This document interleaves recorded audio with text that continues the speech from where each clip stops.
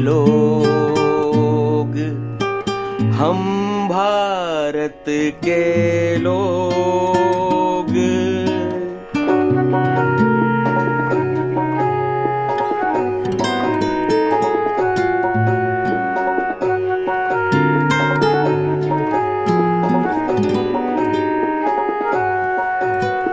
हम भारत के लोग, हम भारत के लोग, हम भारत के लोग, हम भारत के लोग।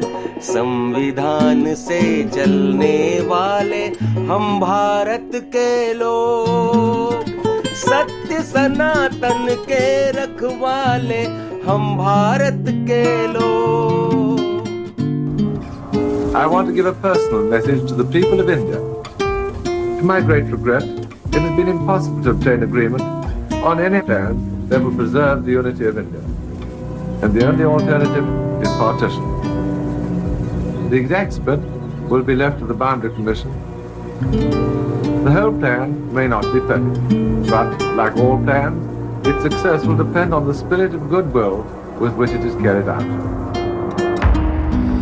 विभाजन की घोषणा जब तक नहीं हुई, मुस्लिम लीग के प्रतिनिधियों ने संविधान सभा की बैठकों का बहिष्कार किया। लेकिन जैसे ही 3 जून को वायसराय माउंटबेटन ने अलग पाकिस्तान को मंजूरी देकर भारत के विभाजन की घोषणा कर दी, संविधान सभा के मुस्लिम लीग के प्रतिनिधि न केवल संविधान सभा की बैठकों में आने लगे, बल्कि भारत में अल्पसंख्यकों की स्थिति कैसी होगी और विशेष रूप से मुस्लिमों की, इस बात पर संविधान सभा को निर्देशित करने लगे। 3 जून 1947 को भारत के विभाजन की घोषणा के बाद मुस्लिम लीग के प्रतिनिधियों का भारत की संविधान सभा की बैठकों में शामिल होना किसी आश्चर्य से कम नहीं था। सबसे बड़ा आश्चर्य ये था कि संविधान सभा के भारतीय प्रतिनिधियों ने इस पर कोई एतराज नहीं जताया। मुस्लिम लीग की उस समय की लीडरशिप का मानना था कि लीग के प्रतिनिधि संविधान सभा में इसलिए बने रहे क्योंकि विभाजन के बाद बनने वाली 2 अलग-अलग संविधान सभाओं में से एक पाकिस्तान के लिए थी और लीग को उम्मीद थी कि वो संविधान सभा में रहकर ही इस प्रक्रिया में महत्वपूर्ण भूमिका निभा सकती है। लेकिन सच तो ये है कि भारत के लिए गठित संविधान सभा में लीग ने अपनी भागीदारी इसलिए जारी रखी जिससे वो भारत के अल्पसंख्यक मुस्लिम समुदाय के अधिकारों की रक्षा के लिए भारत के संविधान में प्रावधान करा सके।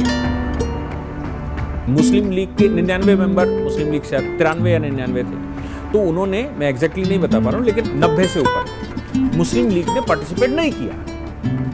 इसलिए जो पहली बैठक होती है वो पूरी कॉन्स्टिट्यूएंट असेंबली की नहीं है, वो एक्सेप्ट मुस्लिम लीग।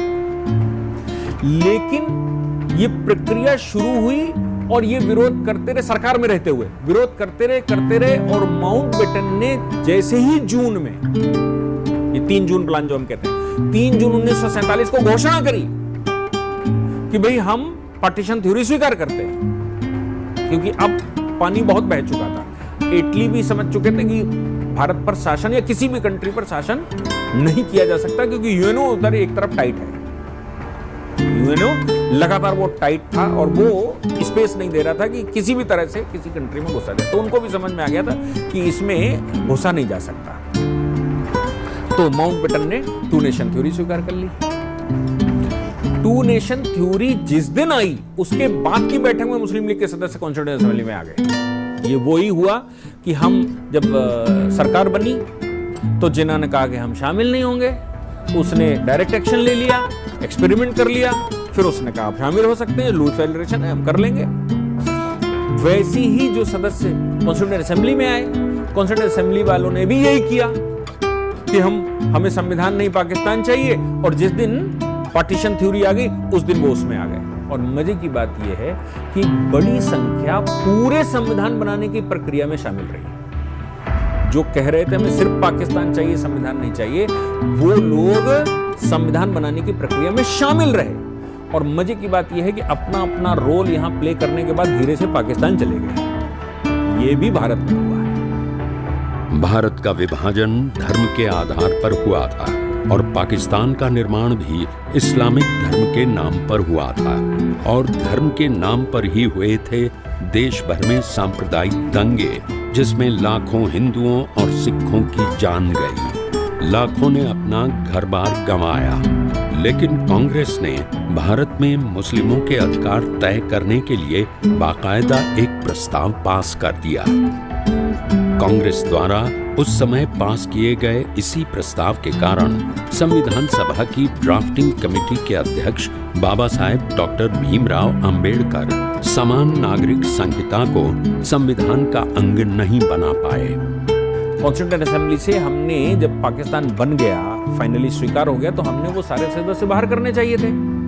हमने वो बाहर नहीं किए सारे, उनमें से कुछ रुक गए। और वो ये जो आर्टिकल 25 से 30 आप देखते हैं, ये उनकी देन है कि वो उसमें रुके रहे। और फिर वो उन्होंने कहा कि साहब हम माइनॉरिटी इशू है, भारत में माइनॉरिटी है, माइनॉरिटी को आपको सेव करना पड़ेगा, हम आपके साथ हैं। और उन्होंने वो छद्म प्रलोभन सरकार को दिया कि सरकार को उस समय कांग्रेस ने रेजोल्यूशन पास कर लिया। कांग्रेस ने रेजोल्यूशन पास किया और कांग्रेस ने कहा कि भाई सारे मुसलमान तो पाकिस्तान नहीं मांग रहे थे, हमारे साथ भी कुछ थे, इसलिए सारे मुसलमानों को पाकिस्तान भेजना उचित नहीं होगा। ये कांग्रेस का रेजोल्यूशन, और हम उनकी सुरक्षा संरक्षा करेंगे। तो वो रोक लिए गए, वो रुक गए। ये ऑप्शन आपने दे दिया। सही बात तो यह है कि पार्टीशन थ्योरी आई तो ज्योग्राफी पूरी, डेमोग्राफी पूरी चेंज होनी है। लेकिन कांग्रेस को इन लोगों ने, जो पाकिस्तान मांग रहे थे, संविधान नहीं मांग रहे थे, इन लोगों ने कांग्रेस को कन्विंस कर लिया। और उस समय कांग्रेस ने एक रेजोल्यूशन पास कर लिया और उस रेजोल्यूशन से उसने ये तय कर लिया कि सारे मुसलमान पाकिस्तान नहीं मांग रहे थे, कुछ राष्ट्रवादी भी हैं जो हिंदुस्तान मांग रहे हैं, इसलिए उनको रहने का स्पेस हमें देना होगा। ये मेरी जिम्मेदारी बनती है सरकार की। अब जैसे ही रेजोल्यूशन पास हुआ तो फिर सीधी सी बात है कि वो लोग ये कहेंगे भाई हमें रोका है तो हम माइनॉरिटी हैं, हम माइनॉरिटी हैं तो मुझे अधिकार भी देने पड़ेंगे, क्योंकि हम यहाँ रहेंगे कैसे मेजोरिटी में? या तो हम पाकिस्तान चले गए होते, नहीं तो हम यहाँ कैसे रहेंगे? हम यहाँ रहेंगे तो फिर हमें संरक्षण दो। तो कॉन्स्टिट्यूशन में हम संरक्षण देते चले गए। और मजे की बात यह है कि हम यूनिफॉर्म सिविल कोड भी नहीं बना पाए। इस हद तक हमको माइनॉरिटी को संरक्षण देना पड़ा उस समय। मतलब सरकार ने उस समय इस हद तक संरक्षण दिया कि डॉक्टर अंबेडकर चाहते थे कि ये जो यूनिफॉर्म सिविल कोड है ये फंडामेंटल राइट्स में हो। Equality amongst the law, equal protection of law, equal civil code है, ये फंडामेंटल राइट्स में हो। Equality amongst the law, equal protection of law, equal protection of law और इक्वलिटी बिफोर लॉ का मतलब ये होता है एक लॉ में सबके साथ इक्वलिटी। फिर ये कैसे अलग हो जाएगा? तो वो चाहते थे फंडामेंटल राइट में आए। लेकिन भाई इस हद तक उस समय संरक्षण दिया जा रहा था कि फाइनली डॉक्टर अंबेडकर को भी एक कॉम्प्रोमाइज करना पड़ा कि इसको directive principle of state policies में डाल दें, आर्टिकल 44। ये ही नहीं, संविधान सभा की ड्राफ्टिंग कमेटी के अध्यक्ष बाबा साहेब डॉक्टर भीमराव अंबेडकर कश्मीर के लिए धारा 370 बनाने के भी विरोधी थे। उन्होंने स्वयं इस पर बयान दिया था। उनके साथ साथ तत्कालीन गृह मंत्री और उप प्रधानमंत्री सरदार पटेल भी धारा 370 को देश के लिए विभाजनकारी धारा मानते थे। लेकिन न चाहते हुए भी सरदार पटेल को कश्मीर में धारा 370 लागू करने के प्रावधान को स्वीकार करना पड़ा। कुल मिलाकर ये डॉक्टर अंबेडकर थे जिन्होंने पूरे कई एक संविधानों की जगह एक संविधान बनाकर रखा, जिसकी वजह से आज हम यूनिटरी भारत को देख पा रहे हैं। अन्यथा पटेल का योगदान और डॉक्टर अंबेडकर का योगदान बराबर है, किसी हालत में कम नहीं कहा जा सकता। और दोनों की ये जुगलबंदी ने ही भारत को आज अक्षुण्ण बनाकर रखा है। एक स्टेट में गड़बड़ हो गई थी, जम्मू कश्मीर में, उसको हमने 75-70 साल भोगा है। अगर इन सब स्टेटों में ऐसा होता तो क्या होता आप सोचिए। ये डॉक्टर अंबेडकर, उसमें भी डॉक्टर अंबेडकर की चली नहीं, क्योंकि जब आर्टिकल 306 कैपिटल ए रखा गया अक्टूबर 1949 को, तो यह था कि डॉक्टर अंबेडकर को रखना, डॉक्टर अंबेडकर ने मना कर दिया। उन्होंने कहा भाई मैं ऐसा नहीं कर सकता, हम एक संविधान बना रहे हैं भारत में। 10 अक्टूबर को ये घटना हुई, 17 अक्टूबर 1949 को रखा जा रहा है। तो 10 अक्टूबर को वो कहते हैं हम एक फंडामेंटल राइट बनाएंगे, 17 अक्टूबर को आप अलग से फिर से लेकर, क्योंकि 10 अक्टूबर को योजना फेल हो गई ना। 10 अक्टूबर को जम्मू कश्मीर के अलग संविधान होने की योजना ही फेल हो गई, तो 17 अक्टूबर को ये फिर ले आए। अब डॉक्टर अंबेडकर जो सारे संविधानों को एक संविधान बना रहे हैं, उनसे ये कहा जाए कि एक राज्य के लिए रख दो, तो डॉक्टर अंबेडकर ने मना कर दिया। लेकिन भाई डॉक्टर अंबेडकर अकेले तो थे नहीं, कॉन्स्टिट्यूएंट असेंबली पूरी थी, तो फिर अयंगार ने रखा वो, और अयंगार ने उसको रखा। मिनिमम बहस के बाद वो पास हो गया, और वो नासूर की तरह भारत में इतने वर्षों तक चला। अगर सभी में हुआ होता तो क्या होता। स्वतंत्रता के बाद देश के सामने दो बड़ी चुनौतियां थी, रियासतों में बटे देश को एक करने की और देश को गणतंत्र बनाने के लिए संविधान के निर्माण की।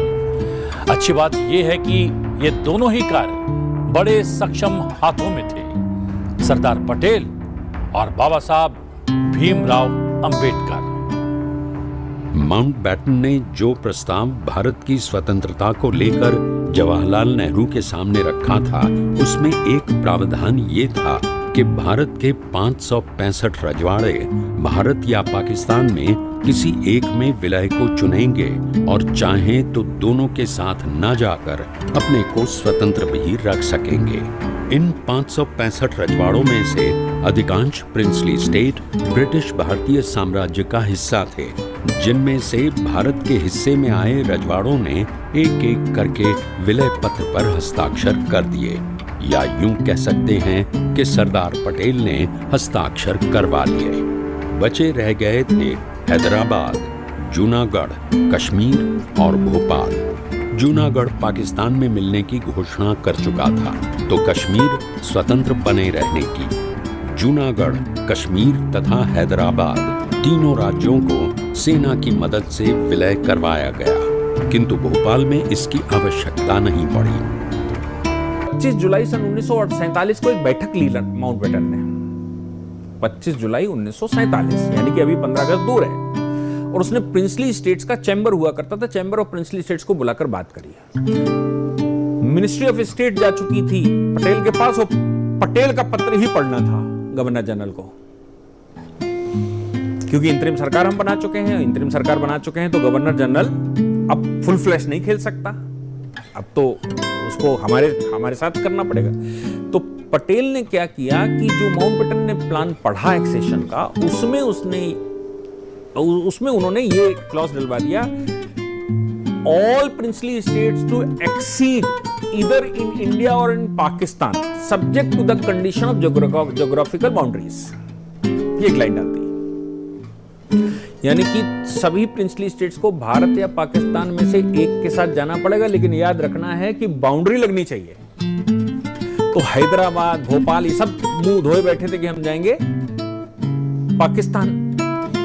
अब इससे पहले एक और घटना हो गई, वो ये हो गई, घटना से मतलब एक स्टेज आई, वो ये आई कि भाई ये प्रिंसली स्टेट तय कैसे करेंगे। तो जिन्ना और कांग्रेस, इन दोनों के बीच की बात है। कांग्रेस ने रेजोल्यूशन पास किया और कांग्रेस ने कहा कि now the people of the princely state will decide, लोग तय करेंगे कि उनको किसके साथ जाना है। यह हमारा ओरिजिनल प्रस्ताव था। जिन्ना ने उसको माना नहीं, उसने कहा ना द रूलर विल डिसाइड। अब दोनों के बीच में हुआ, जो ब्रिटिश गवर्नमेंट थी उसने मान लिया कि रूलर विल डिसाइड, और उसके पीछे का कारण उसका यह था कि उसको लग रहा था कि 650 में से 100 में मुसलमान बैठे हैं, या थोड़े कम ज्यादा, तो ये मुसलमान जो हैं भारत के अंदर ये पाकिस्तान हो जाएंगे, तो हमको 2 पाकिस्तान मिलेंगे, ईस्ट पाकिस्तान, वेस्ट पाकिस्तान, और हिंदुस्तान के अंदर 100 पाकिस्तान।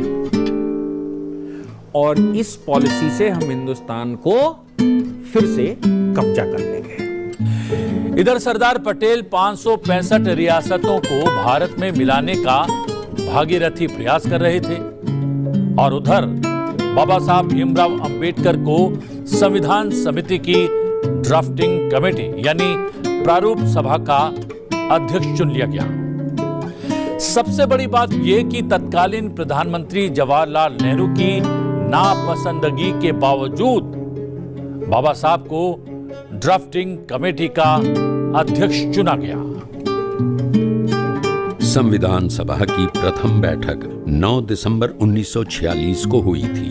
ऐसा कोई व्यक्ति नहीं मिल रहा था जो भारत के संविधान का मसौदा तैयार कर सके। आखिरकार B.R. अम्बेडकर साहब को बुलाया गया।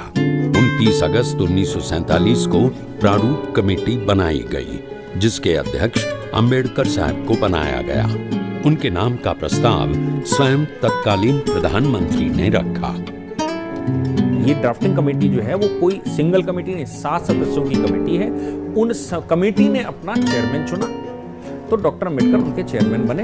ये घटना है मेरे ख्याल से जहाँ तक अक्टूबर की। तो फिर उसमें करना शुरू किया। हाँ, ये ज़रूर है कि डॉक्टर अम्बेडकर को ये लोग पसंद नहीं करते थे, क्योंकि डॉक्टर अम्बेडकर प्योर राष्ट्रवादी दिखते थे। और डॉक्टर अम्बेडकर को अगर पूरी कॉन्स्टिट्यूएंट असेंबली में पढ़ेंगे ना, तो वो केवल कम्युनिस्ट, सोशलिस्ट, मुस्लिम लीग से नहीं लड़ रहे, मुसलमानों से नहीं लड़ रहे, वो अपने अंदर भी जो हमारे यहाँ तमाम तरह के लोग हैं जो संविधान को बड़े बड़े दूसरे स्ट्रक्चर में ले जाना, उन सबसे लड़ रहे हैं। इसलिए डॉक्टर अम्बेडकर का अगर नवंबर 1949 का स्टेटमेंट पढ़ेंगे आखिरी दिन का, तो वो बताते हैं कि ये ना खुश हैं, ये ना खुश हैं, ये ना खुश हैं, ये क्यों ना खुश हैं, ये भी बताते हैं कि ये कैसा संविधान बनाना चाहते जो मैं स्वीकार नहीं कर सकता।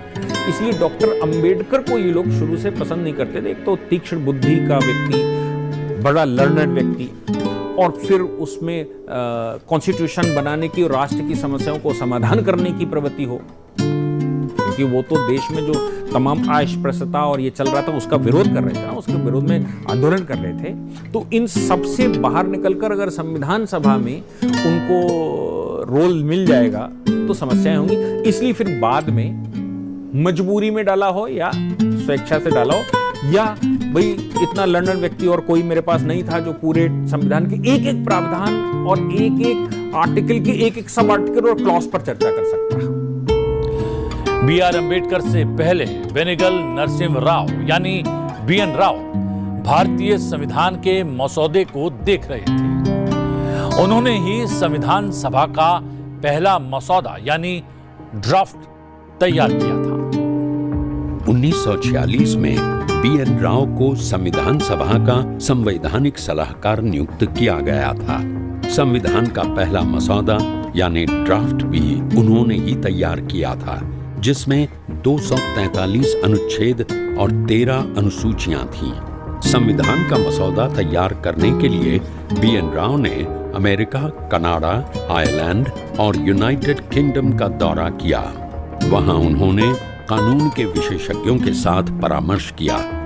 भारत के संविधान निर्माण में भूमिका के लिए उन्हें संविधान के अदृश्य वास्तुकार के रूप में भी जाना जाता है। डॉक्टर बाबा साहेब भीमराव अंबेडकर के प्रारूप समिति यानी ड्राफ्टिंग कमेटी का अध्यक्ष बनने के बाद B.N. राव संविधान निर्माण की एक नई भूमिका में आ गए। एनोमली ये क्रिएट हो गई थी कि पहले सिद्धांततः B.N. राव जब संविधान बना रहे थे तो डोमिनियन ऑफ इंडिया का संविधान अलग बन रहा था और स्वायत्त संविधान अलग बन रहे थे प्रोविंस ये इनके प्रिंसली स्टेट्स के। अब वो फॉर्मूला तय नहीं हो पा रहा था, प्रिंसली स्टेट्स क्या करेंगे। प्रिंसली स्टेट्स के बीच में पहले तो एक्सेशन हुआ, फिर कोविडेंट साइन हुए, वो प्रक्रिया चल रही थी। तो हुआ ये कि पहले एक कमेटी बनाई गई और उस कमेटी का काम था कि वो प्रिंसली स्टेट्स के संविधान बनवाए। वो सफल नहीं हुए, तो उसके बाद एमके मेलोडी कमेटी एक बनाई गई। वो कमेटी ने एक मॉडल कॉन्स्टिट्यूशन बनाया। तो अब ये जो प्रिंसली स्टेट्स के कॉन्स्टिट्यूशन है इसको कौन देखेगा, तो वो B.N. राव देख रहे। तो B.N. राव को फिर यहाँ से हटाया गया कि भाई ये प्रोविंसेस के संविधान कैसे बनेंगे इसको देखो, और इधर हमें ड्राफ्टिंग के लिए एक प्रॉपर कमेटी चाहिए थी। केवल B.N. राव एडवाइजर नहीं चाहिए था, प्रॉपर कमेटी चाहिए थी। 15 अगस्त 1947 को देश तो स्वतंत्र हो गया, लेकिन देश को भौगोलिक रूप से और संवैधानिक रूप से एक करने के लिए एक लंबी जद्दोजहद से गुजरना था, जिसके लिए सरदार पटेल और डॉक्टर भीमराव अंबेडकर ने अपनी पूरी क्षमताओं से प्रयास शुरू कर दिया। और इन प्रयासों में उन्हें बहुत सी चुनौतियों का सामना करना पड़ा। इन तमाम चुनौतियों के बावजूद भी सरदार पटेल 565 रियासतों को एक करने में कामयाब हो गए। एक जगह कामयाबी नहीं मिली और वो थी कश्मीर। लेकिन कश्मीर का विषय सीधे तौर पर प्रधानमंत्री जवाहरलाल नेहरू से संबंध था। दूसरी तरफ बाबा साहब भीमराव अंबेडकर भारत के संविधान का निर्माण करने में जुट गए। हम भारत के लोग, हम भारत के लोग,